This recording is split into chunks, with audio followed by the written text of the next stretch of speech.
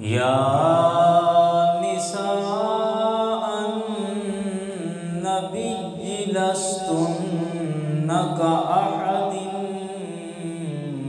मिनन निसा। सदक़ल्लाह। इन्नल्लाह व मलाइकतहू युसल्लूना अलन नबी या अय्युहल्लज़ीना आमनू सल्लू अलैहि व सल्लिमू तस्लीमा। अस्सलातु वस्सलामु अलैका या रसूलल्लाह। अस्सलातु वस्सलामु अलैका या नबी अल्लाह। अस्सलातु वस्सलामु अलैका या शफीअल मुज़निबीन व अला आलिका व अस्हाबिका या रहमतन लिल आलमीन।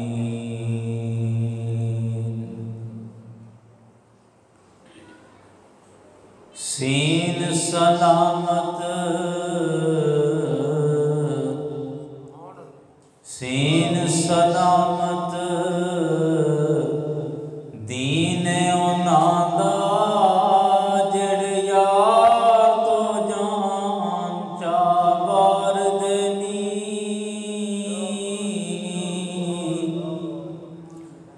सीन सलामत, सीन सलामत दीन उन्हां दा जेड़े यार तो जान चा वार देनी। कालियां राती, कालियां राती उठ पड़न सलाती ओ ते रो रो यार पुकार देनी। कालियां राती, कालियां राती उठ पड़न सलाती ओ ते रो रो यार पुकार देनी। जेड़े ने सुते, जेड़े ने सुते जानो लुटे लाए कोए ओ नार देनी। किले वाले जन्नत मिलके उन्हां दा,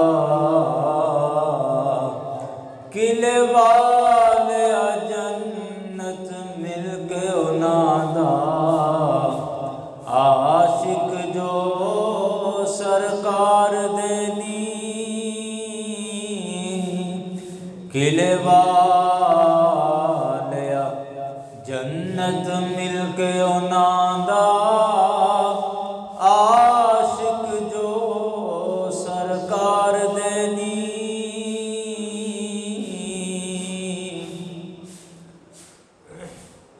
ये याद जानी,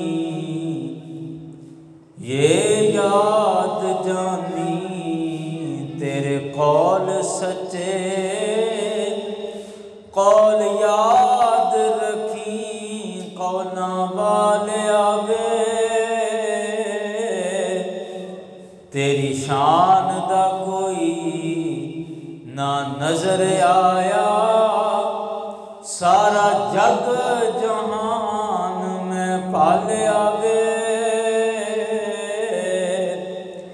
तेरे होंदियां या रसूल अल्लाह, तेरे होंदियां लख लिहाज होसन पुल्ली मूल न मोतियां वाले आवे।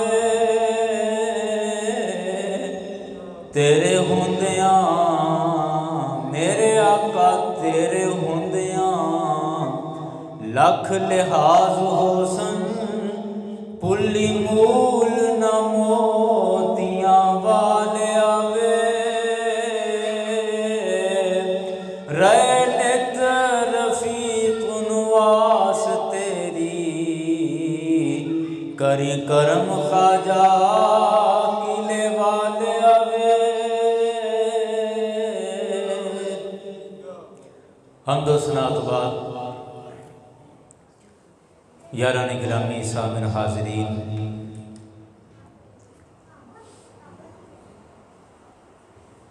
आज माह रमज़ान की 10 तारीख़ है और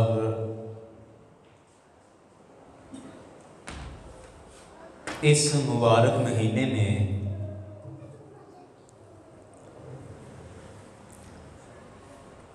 रोज़ों के अलावा भी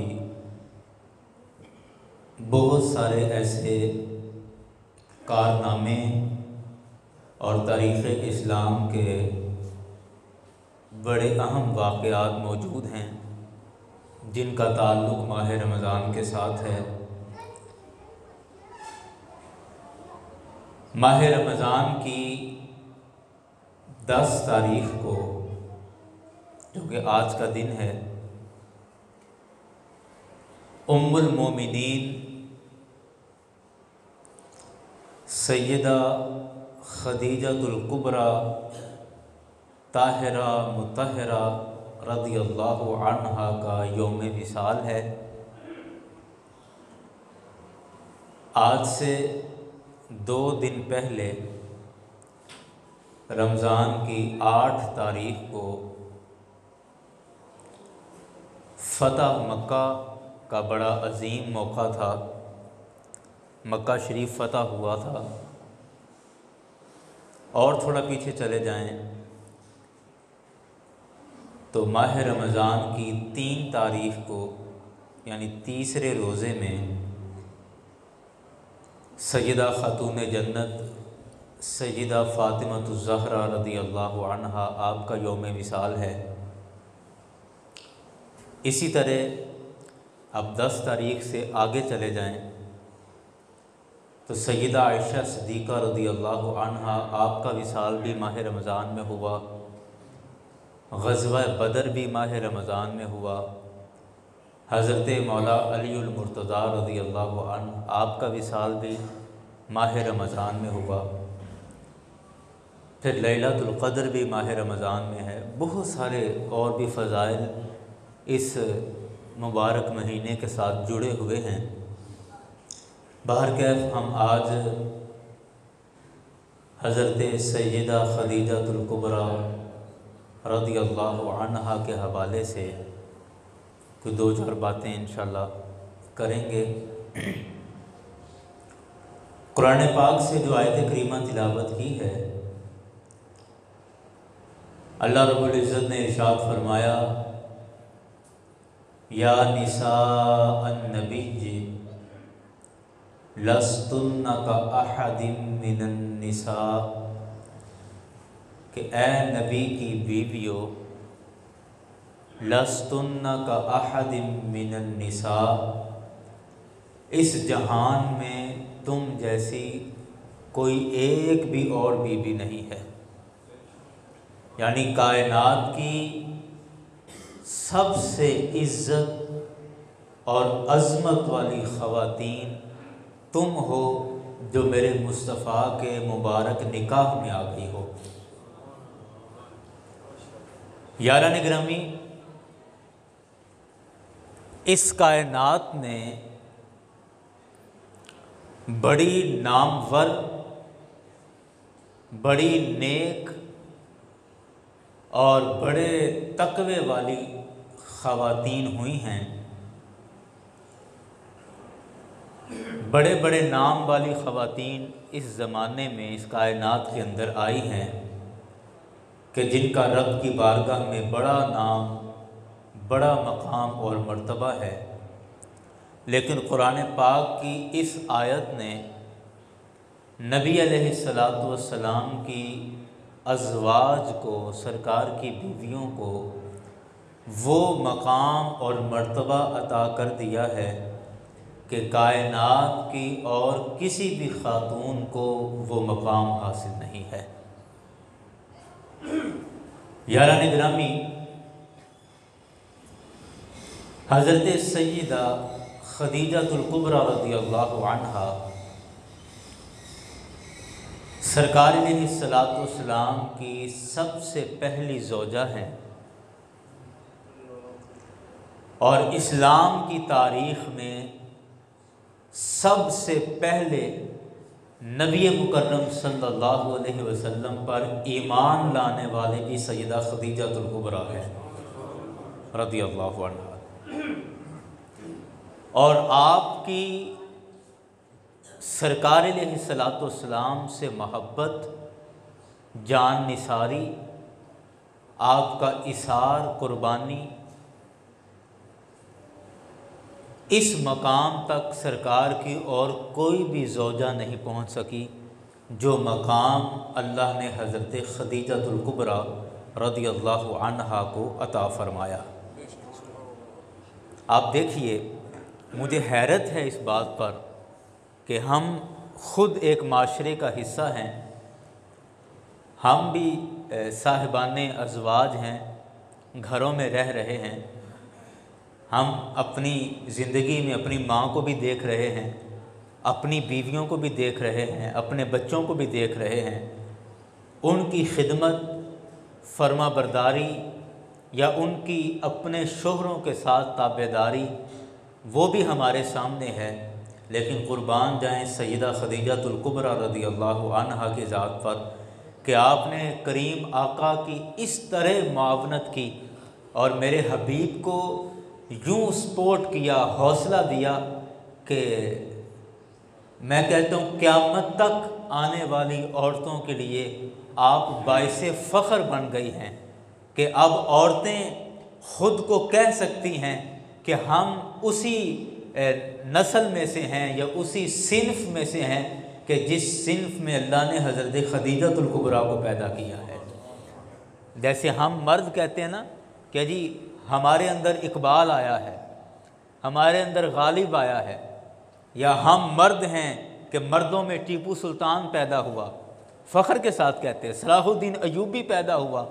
तो मैं कहता हूँ औरतें ये फ़ख्र के साथ कह सकती हैं कि हम अल्लाह की वो मखलूक हैं कि सैयदा फ़ातिमा ज़हरा जिसके अंदर पैदा हुई हैं, हम वो मखलूक हैं कि हज़रत खदीजतुल कुबरा जिस मखलूक के अंदर आई हैं, जिस सिन्फ के अंदर तशरीफ़ लेकर आई हैं। ये मकाम और मर्तबा अल्लाह ताला ने हज़रत खदीजतुल कुबरा रज़ियल्लाहु अन्हा को अता फ़रमाया। आप ये हदीस सुने, इमाम बुखारी ने इसको अपने किताब के शुरू में ही कैफ़ काना बदउल वह्य ये चैप्टर बनाया है। इस चैप्टर के तहत इस हदीस को नक़ल किया। इमाम मुस्लिम ने भी इस हदीस को ज़िक्र किया और भी कई अहादीस की किताबों में ये हदीस आई है। और इस हदीस के अंदर वही की कैफ़ियत को बयान किया गया है। और इस वही की कैफ़ियत में इस हदीस के अंदर आप ख़ुद सुने कि सैयदा खदीजतुल कुबरा रज़ियल्लाहु अन्हा को अल्लाह ने क्या मकाम अता फ़रमाया था और उनका सरकार अलैहिस्सलाम के लिए क्या जज्बा मोहब्बत था। आप खुद समात कर लेंगे। हज़रत इब्ने अब्बास रज़ियल्लाहु अन्हु ने इस हदीस पाक को रिवायत किया है। आप बयान करते हैं कि नबी मुकर्रम सल्लल्लाहु अलैहि वसल्लम जब सरकार की उम्र मुबारक 40 साल हुई और वही आने वाली थी, तो वही के आने से चंद दिन पहले सरकार अलैहिस्सलाम का ये मामूल बन गया था कि सरकार अलैहिस्सलाम मक्का शरीफ से बाहर निकलकर और सरकार गारे हिरा में तशरीफ़ ले जाते थे। और गारे हिरा पहाड़ी की चोटी पर है। जो अहबाब मक्का शरीफ गए हैं, जिन्होंने जाकर देखा है, वो ज़ियारत करके आए हैं। अल्लाह ताला हमारे सब के नसीब में इसकी ज़ियारत लिखे और हम भी वो मुबारक जगह देख कर आएँ। बाहर क्या सरकार इस्लाम वहाँ गार हिरा में तशरीफ़ ले जाया करते थे और वहाँ सरकार कई कई दिन क़याम फरमाया करते थे, इबादत और रियाज़त में वक्त गुजारा करते थे। और सैयदा खदीजतुल कुबरा रज़ी अल्लाहु अन्हा खाने पीने का या दीगर ज़रूरत का सामान लेकर भी वक्तन फ़वक्तन उस गार के धाने पर पहुंचा करती थी और आप ज़रूरत का सामान पीछे पहुंचाया करती थी।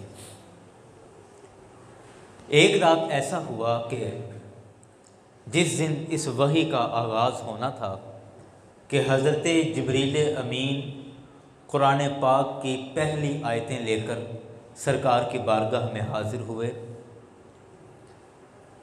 और हाज़िर होकर हज़रत जिब्रील अमीन ने अर्ज़ की कि इक़रा, कि ए हबीब सल्लल्लाहु अलैहि वसल्लम आप पढ़िए। मेरे करीम आका ने फरमाया मा अना बिक़ारिइन, कि मैं पढ़ने वाला नहीं हूँ। यहाँ भी एक बड़ा बारीक सा फ़र्क है, ये आपको समझ आएगा तो इंशाल्लाह आपका ईमान ताज़ा होगा, लुत्फ़ आएगा आपको बात का। कि फरमाया कि मा अना बिक़ारिइन, मैं पढ़ने वाला नहीं हूँ। हज़रत जिब्रील अमीन ने सरकार अलैहिस्सलाम को अपने सीने से लगा के और ज़ोर से दबाया और फिर अर्ज़ की इक़रा, पढ़िए। सरकार ने वही जवाब दिया मा अना बिक़ारिइन, मैं पढ़ने वाला नहीं हूँ। दूसरी दफ़ा यूँ हुआ, तीसरी दफ़ा यूँ हुआ, सरकार ने फरमाया मा अना बिक़ारिइन, मैं पढ़ने वाला नहीं हूँ। फिर हज़रत जिब्रील अमीन ने वो आयत मुकम्मल की और मुकम्मल आयत करके लफ्ज़ क्या पढ़े कि इक़रा बिस्मि रब्बिकल्लज़ी खलक़, पढ़िए अपने रब के नाम से जिसने पैदा किया है। तो जब हज़रत जिब्रील अमीन ने ये आयत मुकम्मल पढ़ी और साथ ये निस्बत और ये हवाला दिया कि इक़रा बिस्मि रब्बिका, ए हबीब आप अपने रब के नाम से पढ़िए।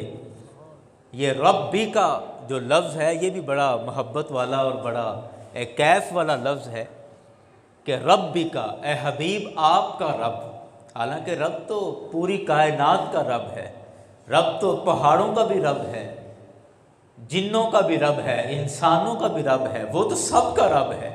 लेकिन इस मकाम पर और इस जगह पर फरमाया रब्बी का, ए हबीब तेरा रब। रब तो पूरी कायनात का रब है, लेकिन आज चूँकि खालिसतन ये कलाम तेरे लिए आया है, आज तेरी नबूवत का आगाज़ होने वाला है।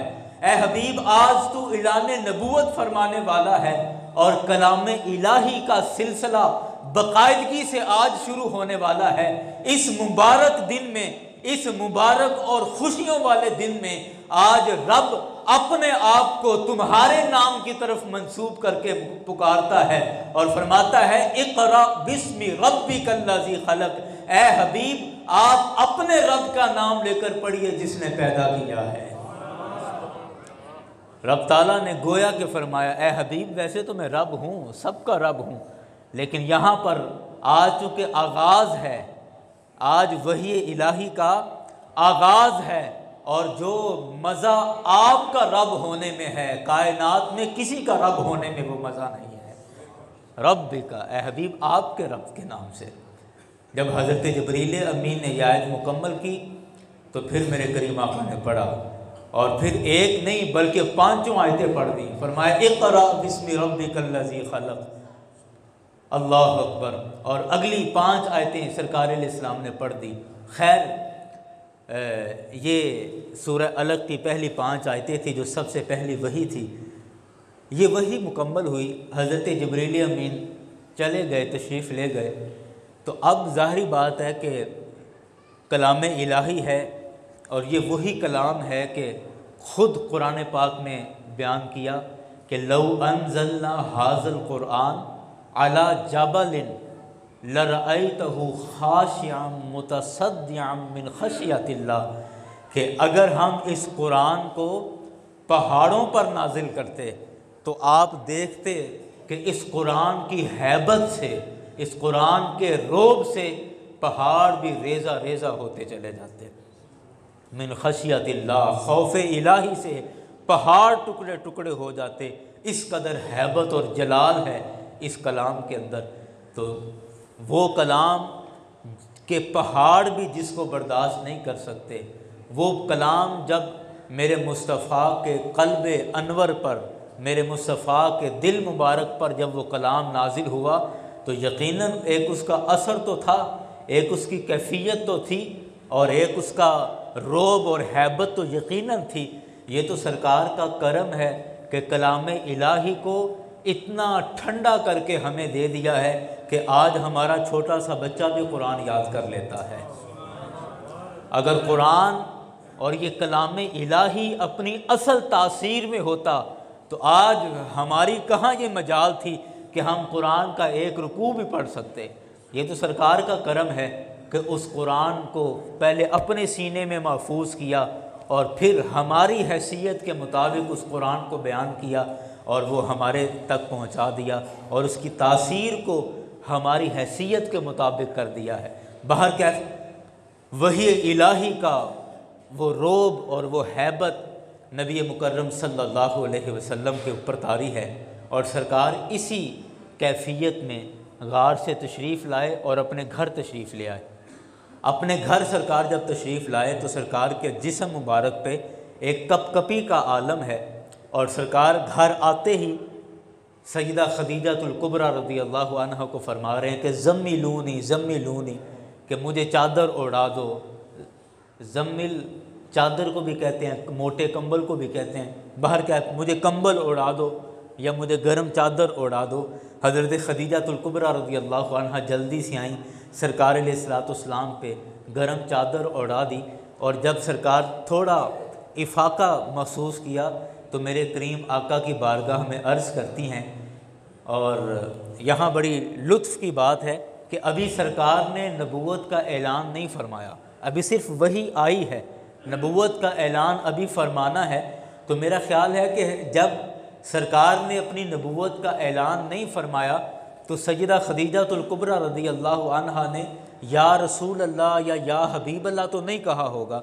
यकीनन जो घर में जिस तरह बीवी अपने शोहर को पुकारती है इसी तरह का कोई इज़्ज़त का लफ्ज़ होगा, और इस वजह से सैयदा खदीजतुल कुबरा रज़ियल्लाहु अन्हा ने यकीनन पूछा होगा कि ए मेरे सरताज या ए इज़्ज़तों वाले, या जिस भी मोहब्बत के लफ्ज़ से पूछा हो कि खैरियत तो है, क्या हुआ, और आपकी तबीयत मुबारक पे ये कपकपी और ये बोझ किस तरह का है।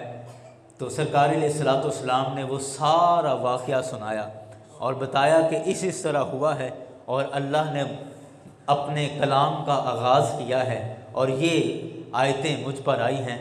लेकिन मुझे खौफ है कि कहीं मैं इसको संभाल पाऊँगा या नहीं संभाल पाऊँगा, या मैं इस कलाम की हैबत को बर्दाश्त कर सकूँगा या नहीं कर सकूँगा। मुझे इस चीज़ का खौफ है। अब देखें, अब असल मुद्दा आया है और हदीस का वो हिस्सा जो मैं बिलखुसूस बयान करना चाह रहा था, इमाम बुखारी ने इसको नकल किया। सैयदा खदीजतुल कुबरा रज़ियल्लाहु अन्हा आप बयान करती हैं, अब ये हौसला दे रही हैं शोहर। आप इसको इस तनाजुर में देखें कि शोहर एक कैफियत के अंदर है या इस्तराब की कैफियत में है, या यूँ दूसरे लफ्ज़ों में कहिए कि परेशानी के आलम में है। तो अब एक बीवी सैयदा खदीजतुल कुबरा रज़ियल्लाहु अन्हा अपने शोहर के साथ इस मुश्किल वक्त में किस तरह का रवैया इख्तियार कर रही है। सैयदा खदीजतुल कुबरा अर्ज़ करती हैं कि ए मेरे आका, ए मेरे शोहर नामदार, आप बिल्कुल भी परेशान ना हो, बिल्कुल भी परेशान ना हो। मैं खुदा की कसम खाकर कहती हूँ कि ला युख़ज़ीकल्लाहु अबदा, मेरा रब कभी भी आपको ज़ाया नहीं फरमाएगा, मेरा रब कभी भी आपको ज़ाया नहीं करेगा, आपका कुछ नुकसान नहीं होगा। आप बिल्कुल बेफिक्र हो जाएं, आप परेशान ना हों। और क्यों नहीं फरमाएगा, किस वजह से? खुद अर्ज़ करती हैं कि मैं बीवी हूँ और बीवी से बढ़कर शोहर को और कोई नहीं जानती। तो हज़रत खदीजातुल कुबरा अपने इस दावे की खुद ही दलील बयान करती हैं कि मैं जो इतना बड़ा जुमला कह रही हूँ कि आपका रब कभी भी आपको ज़ाय नहीं करेगा, और ये मैं महज इस वजह से नहीं कह रही कि मैं आपकी बीवी हूँ तो चलो मुझे तो आपके बारे अच्छी ही बात करनी है, नहीं, मैं दलील के साथ कह रही हूँ।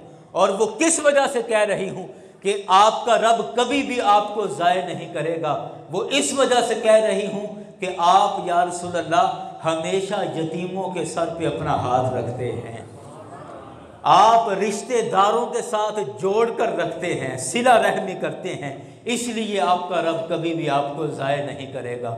आप गरीबों के साथ ताउन करते हैं, इसलिए आपका रब आपको ज़ाय नहीं करेगा। ये ऐ मेरे शोहर, ऐ मेरे सरताज, आप बेवाओं के साथ मदद मुआवनत करते हैं, आप बूढ़ों का बोझ अपने कंधों पर उठाते हैं।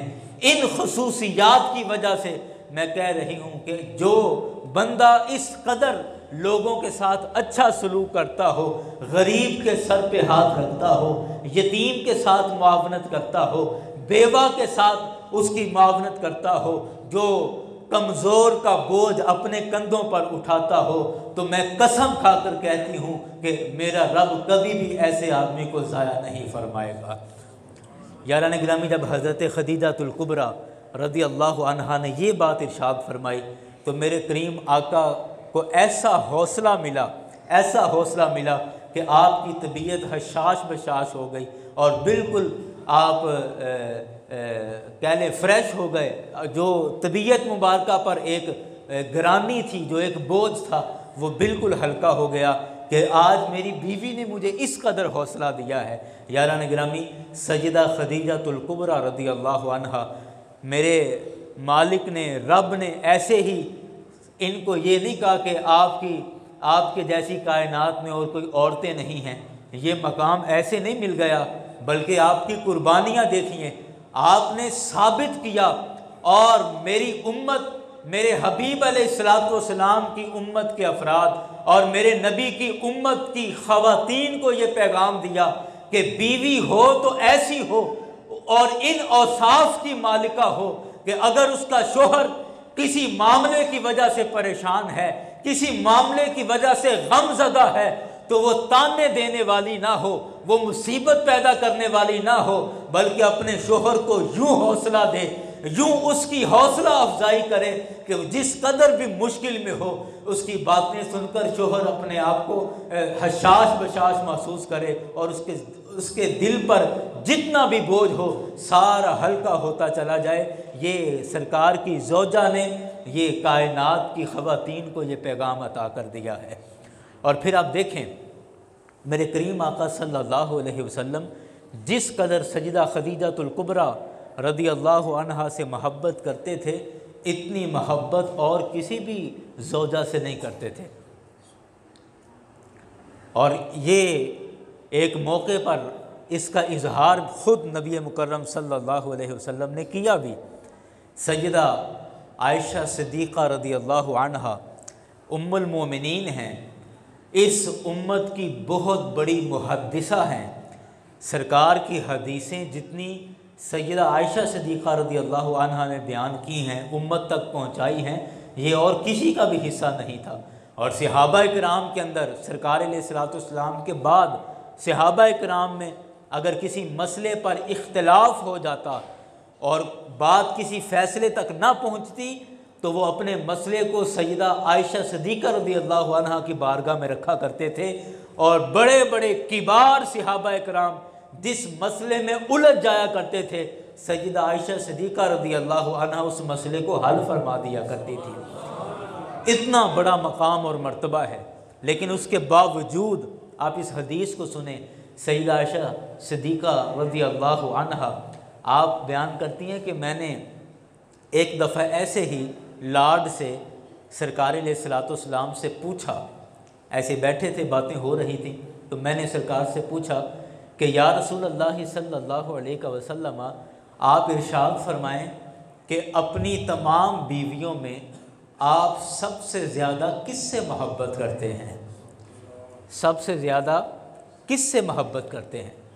और ज़ाहिरी बात है कुछ चीज़ें लफ्ज़ों में नहीं कही जाती, लेकिन पसे पर्दा उनका मतलब समझ आ रहा होता है कि जब एक बीवी अपने शोहर से यूँ कह रही है तो लामहल्ला उसका यकीनन ये बात होगी कि शायद मेरा नाम सरकार की ज़ुबान मुबारक पे आ जाए। और ये भी यकीनन एक बहुत बड़ा एज़ाज़ है, बहुत बड़ा एज़ाज़ है कि शायद मेरा नाम सरकार अपनी ज़ुबान पर लें। तो सैयदा आयशा सिद्दीक़ा रज़ी अल्लाहु अन्हा आपने अर्ज़ की कि या रसूलल्लाह, आप अपनी तमाम अज़वाज में सबसे ज़्यादा किससे मोहब्बत करते हैं? तो अब कुर्बान जाएँ मेरे करीम आका पर कि वो अरबी का एक मुहावरा है कि कलामुल मुलूक मुलूकुल कलाम, कि जो बादशाह की बात होती है वो बातों की भी बादशाह होती है। तो सरकार से बढ़कर अच्छी गुफ्तगू और कौन कर सकता था। तो मेरे हबीब समझ गए कि ये आयशा ये बात क्यों पूछ रही हैं, और सरकार अलैहिस्सलाम ने एक जुमले में जवाब इरशाद फरमाया, जो हकीकत थी उसे भी बयान कर दिया, और सैयदा आयशा सिद्दीक़ा रज़ी अल्लाहु अन्हा आपका भी दिल रखा और आपको भी राज़ी कर दिया। जवाब क्या इरशाद फरमाया, सरकार अलैहिस्सलाम ने फरमाया, ए आयशा, तुम मुझसे ये पूछ रही हो कि मैं अपनी अज़वाज में सबसे ज़्यादा किससे मोहब्बत करता हूँ, तो आयशा सुनो, हज़रत खदीजा के बाद तुम ही तो हो जिससे मैं सबसे ज़्यादा मोहब्बत करता हूँ।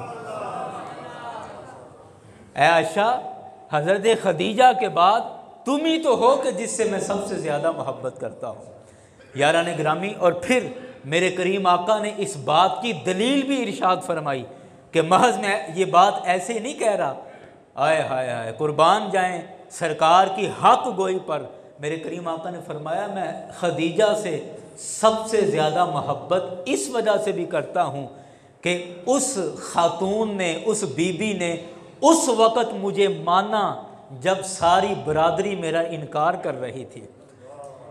ये मोहब्बतें ऐसे नहीं हैं, ये मोहब्बतें ऐसे नहीं, इसके पीछे बड़ी बड़ी कुर्बानियाँ हैं, बड़े बड़े इसार हैं, फिर जाकर ये मकाम और मर्तबे मिलते हैं। यूं ही कोई मंजूर नज़र नहीं बन जाता, बड़ा कुछ करना पड़ता है। सरकार ने खुद फरमाया, अब ये एक शोहर, आप इसको इस तनाजुर में भी देख सकते हैं कि एक शोहर अपनी बीवी के किस तरह औसाफ बयान कर रहा है और उसकी अच्छाइयाँ किस तरह बयान कर रहा है।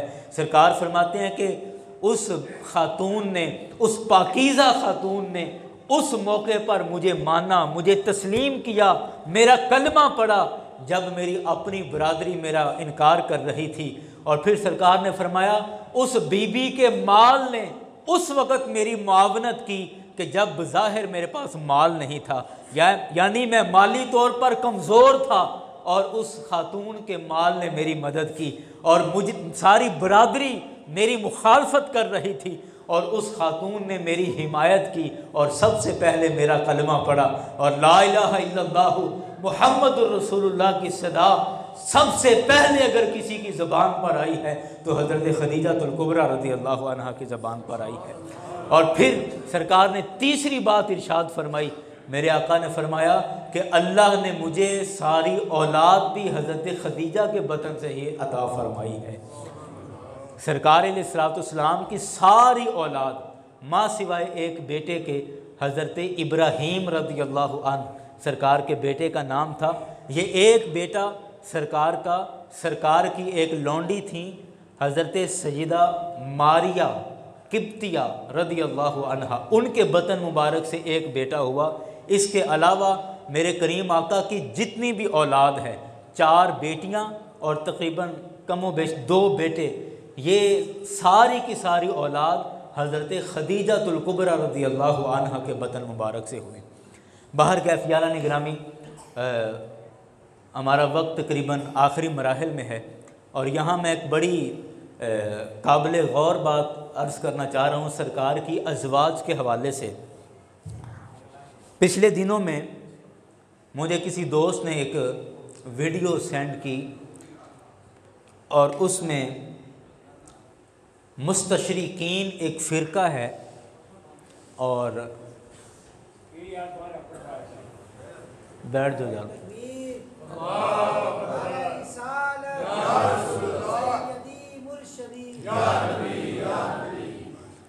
आप ये बात बड़े दर्द दिल के साथ सुनिएगा। उसने मुझे एक वीडियो सेंड की और मुझे कहा आप इसका जवाब दें। बाहर कैफ जो जवाब कुछ था मैंने उसके सामने अर्ज़ कर दिया था, लेकिन चूँकि वो इस मौजू से मुतल्लक़ा है तो इसलिए मैं यहाँ भी अर्ज़ कर दूँ। मुस्तशरिकीन एक गिरोह है पूरा, और इस गिरोह का किसी भी मज़हब के साथ बिलखुसूस ताल्लुक़ नहीं है। यानी मुसलमानों में भी कुछ लोग हैं कि जो कलमा तो पढ़ रहे हैं लेकिन साथ मुस्तशरिकीन में से हैं। मुस्तशरिकीन का मैं सादा मतलब और तर्जुमा आपको बताऊं कि वो हर चीज़ को अपनी अक़ल की बुनियाद पर परखते हैं और जो चीज़ उनकी अक़ल में आ जाए उसको सिर्फ मानते हैं, और जो बात अक़ल में ना आए उसका वो मुकम्मल तौर पर इनकार कर देते हैं और बल्कि बाकायदा उसका रद्द भी करते हैं। और ये हर मज़हब के अंदर एक मखसूस टोला है जिन्होंने अपना एक गोया के अलग से एक फ़िरक़ा और मज़हब बना लिया है, और इस्लाम पर भी इन्होंने बड़े एतराज़ात किए हैं। और मैं इस हवाले से ख़राज तहसीन पेश करता हूँ जस्टिस पीर करम शाह साहब अल-अज़हरी रहमतुल्लाह अलैह पर कि आपने जो ज़ियाउल नबी किताब लिखी है सरकार अलैहिस्सलाम की सीरत मुबारका पर, उस ज़ियाउल नबी की आखिरी जो जिल्द है उसके अंदर उन्होंने तमाम एतराज़ात जो बिलखुसूस मुस्तशरिकीन की तरफ से नबी मुकर्रम सल्लल्लाहु अलैहि वसल्लम की ज़ात मुबारका पर होते थे उन तमाम का रद्द किया है, और बड़ा खूबसूरत आपने रद्द किया है। अल्लाह ताला उनके इस कारनामे पर उन्हें जज़ाए खैर अता फ़रमाए। अब सुने, यहाँ पर एक एतराज़ सरकार अलैहिस्सलाम की ज़िंदगी पर, सरकार की ज़ात पर यह एतराज़ किया जाता है। आप यूँ कह लीजिए कि गैर मुस्लिमों की तरफ से यह एतराज़ किया जाता है, और मैं ये लफ्ज़ अपनी ज़ुबान पर नहीं ला सकता, बस आप समझ लीजिएगा। वो कहते हैं कि आपका नबी जो था माज़अल्लाह सुम्मा माज़अल्लाह, कहते थे इतनी बीवियाँ उसने रखी थीं और इतने ज़्यादा उसने निकाह किए थे, और मतलब कहना वो ये चाह रहे हैं कि माज़अल्लाह आपके नबी तो ख़वातीन को बड़ा पसंद करते थे और इस रंगीन मिजाज के वो आदमी थे। माज़अल्लाह अस्तग़फ़िरुल्लाह सुम्मा अस्तग़फ़िरुल्लाह। तो ये एतराज़ किया, और सरकार की अज़वाज की तादाद के एतबार से कि इतनी कसीर तादाद में उन्होंने निकाह किए, फिर आपने लौंडियाँ भी रखी, तो ये तो माज़अल्लाह मतलब इस तरह का नबी था। और अपनी उम्मत को उन्होंने पाबंद कर दिया कि आप 4 से ज़्यादा नहीं कर सकते, और उन पर पाबंदियाँ लगा दी। और ख़ुद वो जिस तरह पुराने बादशाह एक अय्याश तबीयत के होते थे, माज़अल्लाह इस तरह की बात सरकार अलैहिस्सलाम की ज़ात मुबारका पर की जाती है। और ये आप आज भी जो हमारे जो बड़े मॉडर्न और बड़े VIP टाइप के स्कूल्स हैं, आप उनमें जाकर देखें तो आज भी कई दफ़ा ये बच्चों को ये बात पढ़ाई जाती है, और ये बात प्रोफेसर हज़रात कह देते हैं बातों बातों में कि जी उन्होंने तो इस तरह किया हुआ था। और मैं बड़ी ज़िम्मेदारी के साथ अपने वक्त के अंदर रहते हुए बड़ी ज़िम्मेदारी के साथ और बड़ी सादगी के साथ इस पूरी बात का आपको जवाब आपके सामने रखता हूँ, और आप ख़ुद सुन के, और मैं नहीं कहता कि आप बीइंग ए मुस्लिम के एक मुसलमान होने के एतबार से नहीं, आप एक आज़ादाना तौर पर भी ये जवाब सुनने के बाद आप सोचें और ख़ुद फ़ैसला करें कि इस एतराज़ के अंदर कितनी कुछ जान है और ये एतराज़ कितना को जानदार है, और मेरे करीम आका को अल्लाह ने जो मकाम और मर्तबा अता फ़रमाया है वो किस कदर मुसल्लम और बरहक है, आप ख़ुद फ़ैसला कीजिएगा। मैं आपसे कुछ बातें पूछता हूँ, आप मेरे साथ थोड़ा दोहराएं कि सरकार अलैहिस्सलाम का जो पहला निकाह हुआ उस वक़्त सरकार की उम्र मुबारक कितनी थी? बोलें 25 साल। सरकार की उम्र कितनी थी? 25 साल। और मैं यहाँ से ज़िमनन एक बात याद आ गई, मैं यहाँ से ये भी अर्ज़ कर दूँ कि सरकार अलैहिस्सलाम जैसा नेक, साले, मुत्तकी और पारसा इंसान कि जिससे बढ़कर नेक और कोई नहीं हो सकता, जब सरकार 25 साल की उम्र में निकाह कर रहे हैं तो इसका मतलब मुझे ये समझ आता है कि निकाह को लेट से लेट भी करें तो 25 साल से ज़्यादा लेट नहीं करना चाहिए। ये एक मसला। खैर बहरकैफ हम अपनी बात पर आते हैं कि सरकार का पहला निकाह हुआ 25 साल की उम्र में, और वो निकाह किन के साथ हुआ? हज़रत खदीजातुल कुबरा रज़ियल्लाहु अन्हा। और हज़रत खदीजातुल कुबरा रज़ियल्लाहु अन्हा की उस वक़्त उम्र मुबारक कितनी थी? 40 साल। सरकार से उम्र में कितनी बड़ी हुई? 15 साल। अच्छा, एक बात। दूसरी बात ये कि सरकार अलैहिस्सलाम कंवारे थे, यानी पहले कोई निकाह नहीं हुआ था। और हज़रत बीबी खदीजातुल कुबरा रज़ियल्लाहु अन्हा, आपका इससे पहले 2 दफ़ा निकाह हो चुका था। हज़रत बीबी खदीजातुल कुबरा रज़ियल्लाहु अन्हा का उस माशरे में जो भी निकाह का रिवाज था, पहले निकाह हुआ, उसके बाद फिर दोबारा किसी दूसरी जगह पर निकाह हुआ, और तीसरी जगह पर सरकार अलैहिस्सलाम के साथ निकाह हुआ हज़रत खदीजातुल कुबरा रज़ियल्लाहु अन्हा का। और फिर सरकार से निकाह करने से पहले गालबन 4 या 5 बच्चे भी थे हज़रत खदीजातुल कुबरा रज़ियल्लाहु अन्हा के। ये सारी मालूमात सुनने के बाद अब मैं आपसे ये बात पूछता हूँ और ये सारी बात अर्ज़ करता हूँ कि मुझे बताएं। अच्छा, एक और बात इसमें सुने कि जब तक सय्यदा खदीजातुल कुबरा रज़ियल्लाहु अन्हा आप हयात रही हैं, आपकी ज़िंदगी में सरकार ने और कोई निकाह नहीं किया। जब तक हज़रत बीबी खदीजातुल कुबरा हयात रही हैं, आपकी हयात में सरकार ने कोई दूसरा निकाह नहीं किया। हज़रत बीबी खदीजातुल कुबरा रज़ियल्लाहु अन्हा, आपका जब विसाल हुआ, सरकार के निकाह में 25 साल बीबी खदीजातुल कुबरा ने गुजारे हैं। सरकार के निकाह में कितने साल गुजारे? बोले 25 साल हज़रत बीबी खदीजातुल कुबरा रज़ियल्लाहु अन्हा ने गुजारे हैं। और 25 साल गुजारने के बाद आपका इंतकाल हुआ, विसाल हुआ आज के दिन 10 तारीख़ को माह रमज़ान की। और उस वक़्त सरकार अलैहिस्सलाम की उम्र मुबारक क्या थी? 50 साल तकरीबन हो चुकी थी। तकरीबन सरकार की उम्र 50 साल हो चुकी थी। और कुल उम्र सरकार की कितनी है? 63 साल। बकिया बचे 13 साल। अब आप सुने, मेरे करीम आका ने जितने भी निकाह किए वो 50 साल की उम्र के बाद किए, और वो बकिया सिर्फ 13 साल ज़िंदगी थी। उस 13 साल के अंदर सरकार अलैहिस्सलाम ने सारे निकाह किए हैं। और कभी वक्त इंशाल्लाह मिला तो मैं हर निकाह की अलग अलग से तफसील आपके सामने बयान करूंगा कि वो वजह क्या थी, क्यों निकाह करने पड़े, बाहर कैफ। लेकिन आज हम सिर्फ इसी बात पर इक्तिफा करते हैं, सय्यदा खदीजातुल कुबरा रज़ियल्लाहु अन्हा की बात पर।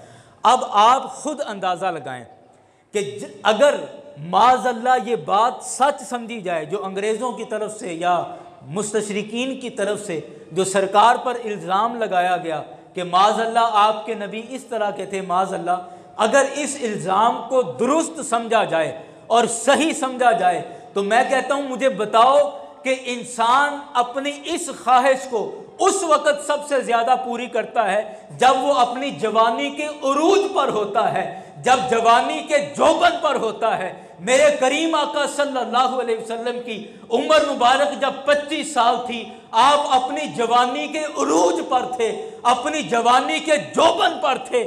ऐसे मौके पर कवारे होने के बावजूद मेरे मुस्तफ़ा ने निकाह किया तो ऐसी औरत के साथ किया जो उनसे उम्र में 15 साल बड़ी थी, जो पहले 2 दफ़ा निकाह जिसका हो चुका था, जो पहले 4 या 5 बच्चों की माँ थी, उसके साथ निकाह किया। और फिर अपनी जवानी के 25 साल ऐसी औरत के साथ गुजार दिए और दूसरा कोई निकाह नहीं किया। फिर उसके बाद आप देखें कि जब सरकार अलैहिस्सलाम के निकाह में सैयदा जवेरिया आई, सैयदा आयशा आई, दूसरी नौजवान ख़वातीन मेरे आका के निकाह में आई, और सैयदा आयशा जब खुद पूछती हैं कि आप सबसे ज़्यादा मोहब्बत किससे करते हैं, तो एक ऐसी खातून के साथ 25 साल अपनी जवानी के गुजारने के बाद भी मेरे मुस्तफ़ा ने अपनी नौजवान बीवियों के सामने ये कहा कि आज भी अगर मुझे सबसे ज़्यादा मोहब्बत है तो वो सय्यदा खदीजातुल कुबरा रज़ियल्लाहु अन्हा से है।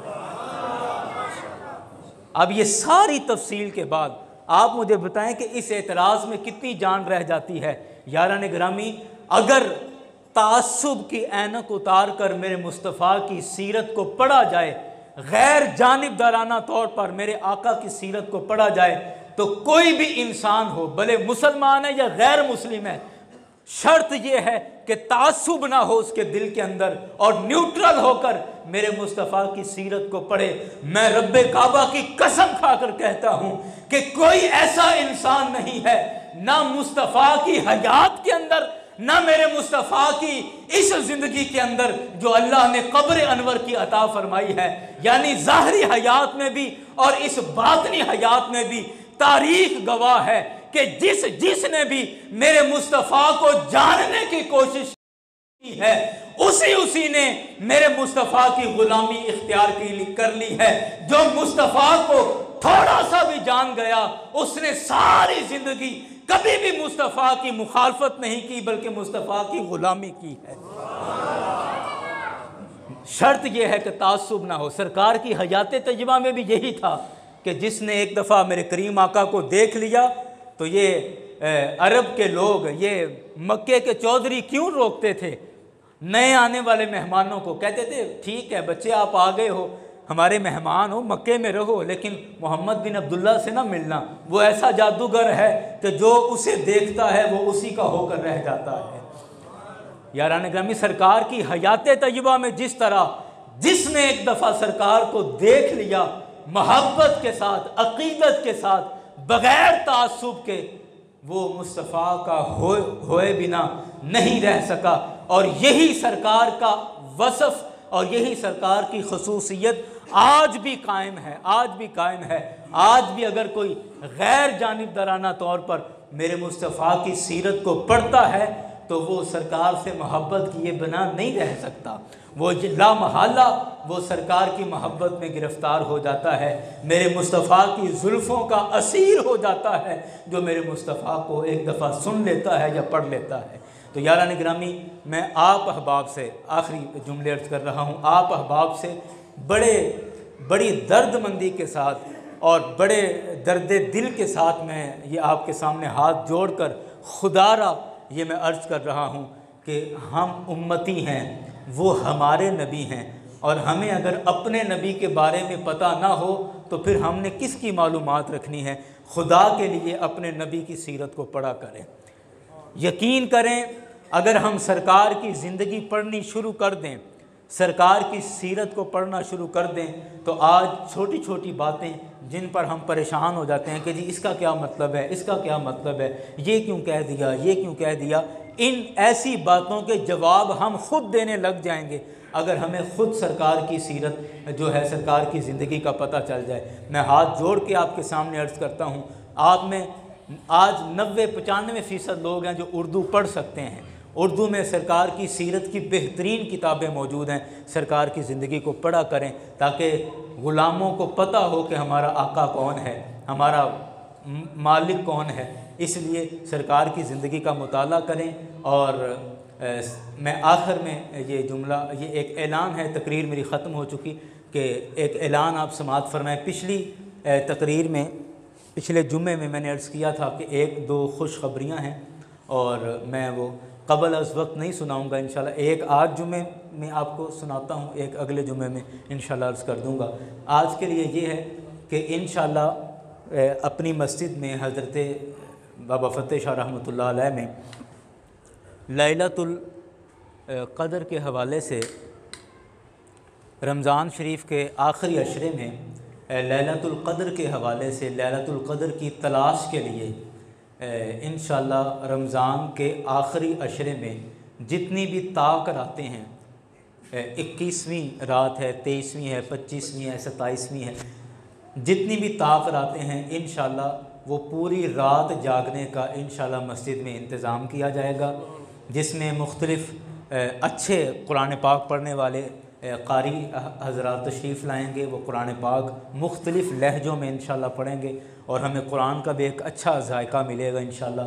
अच्छे नात पढ़ने वाले इंशाल्लाह सरकार की सनाख़ानी भी करेंगे और अच्छे मुक़र्रिर जो कि मुदर्रिस हैं, बड़े शेख़ुल हदीस हैं, जिनमें एक बहुत बड़ा नाम डॉक्टर प्रोफेसर इरफ़ान सिद्दीकी साहब आपका है, PhD स्कॉलर हैं और इंशाल्लाह वो भी यहाँ तशरीफ़ लाएँगे। और शेख़ुल हदीस शेख़ुल कुरान हज़रत अल्लामा सूफ़ी अनवर अवान साहब बहुत बड़ा नाम है उलमा की दुनिया में इनका। इंशाल्लाह ये भी तशरीफ़ लाएंगे और भी दीगर उलमा इंशाल्लाह तशरीफ़ लाएंगे। और उसके बाद सहरी का इंतज़ाम भी मस्जिद में इंशाल्लाह किया जाएगा। मुख्तलिफ़ अहबाब ने ये अपने ज़िम्मे ये रातें लेकर कि इस एक रात का इंतज़ाम मेरे ज़िम्मे, दूसरे ने कहा दूसरी रात का इंतज़ाम मेरे ज़िम्मे। तो इस तरह ये 5 रातें तकरीबन आएंगी और 5 रातों के इंतज़ामात हो चुके हैं। और इंशाल्लाह आप अहबाब ये ताक रातें माह रमज़ान की आप मस्जिद में गुजारें और मस्जिद में मुख्तलिफ़ किस्म के प्रोग्राम्स के साथ ये रात गुजारी जाएगी। और इंशाल्लाह जो मेरे करीम आका ने फ़रमाया कि लैलतुल क़द्र को रमज़ान के आखिरी अशरे की ताक रातों में तलाश करो, तो इंशाल्लाह ये हम तलाश करेंगे। और मुझे उम्मीद है कि लैलतुल क़द्र की वो फजीलत कि कुरान ने कहा कि 1000 महीनों से ज़्यादा ये अफजल है। इंशाल्लाह जो आदमी ये ताक रातें गुजारेगा वो लैलतुल क़द्र की फ़जीलत को हासिल कर लेगा। अल्लाह ताला हम सबको इसकी तौफ़ीक़ अता। मस्जिद के साथ